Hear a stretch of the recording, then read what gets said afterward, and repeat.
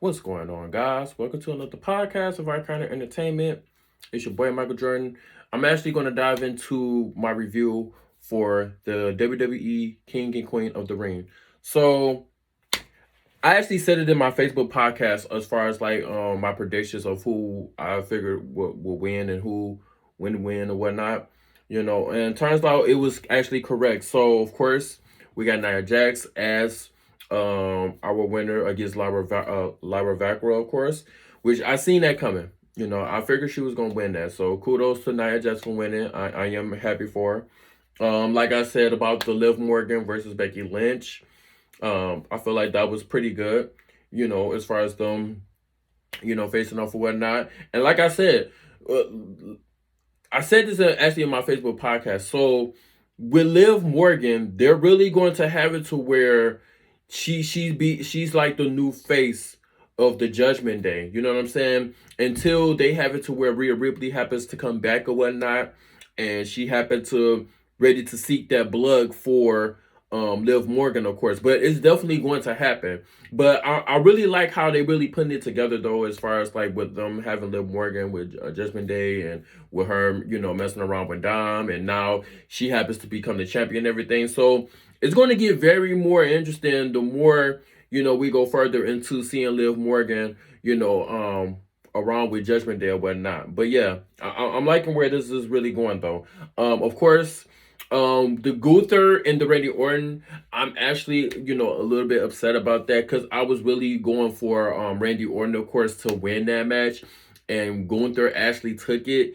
Like I say, Gunther, he's a great wrestler, great athlete, and everything. He held that Intercontinental title for a very long time. You know what I'm saying? So it's nothing that I don't have against him. I just don't personally care for Gunther, for real, for real. But I was really hoping that Randy Orton would have took that match, but apparently not. So it is what it is. So he is the winner up against Randy Orton for the King of the Ring, of course. So kudos to Gunther. As far as the other match, the Logan Paul and the Cody Rhodes. So like I said, I kind of seen that coming and whatnot. I figured Logan Paul wasn't going to actually really win that match or whatnot. Dealing with the fact of what they really trying to build around with Cody Rhodes, of course, because we already know that he's probably going to hold that title all the way up until SummerSlam, of course, and then they have it to where he happens to like face off against The Rock or whatnot. You know what I'm saying? And then from there, they'll probably get into like a rivalry and everything and fight all the way up until WrestleMania and everything. Unless they do something different to where The Rock go against Cody Rhodes, The Rock takes his title, and then of course The Rock officially goes up against Roman Reigns and everything. So anything is possible, But that's what I'm really, aiming for to actually see for WrestleMania is, The Rock versus Roman Reigns, because that's what we were supposed to have got, for our dream match and everything, for this WrestleMania. But a lot of people was, aiming for Cody Rhodes to go up against Roman Reigns for him to be the champion because he, won the Royal Rumble back to back, and they felt like he was just getting played and everything. So, he finally got his wish. He just need to stop crying. But yeah, that's how I actually feel about that though. So, kudos to Cody Rhodes. He did what he had to do. You know what I'm saying? Gave him three the three crossroads and everything, and that was it. He was done. So Logan Paul loses. Moving on, of course. Let's see here. And the tag match. Yeah, the Indy Hartwell with Candice LeRae against, of course, Bianca Belair and Jay Cargill. Now, don't get me wrong. I absolutely love the tag team of Jay Cargill and, of course, Bianca Belair. I feel like that's just a great powerhouse. They make such a great tag team. Two great women athletes, of course. Probably like one of the best women in the WWE division as of right now, until like Charlotte and them come back, of course.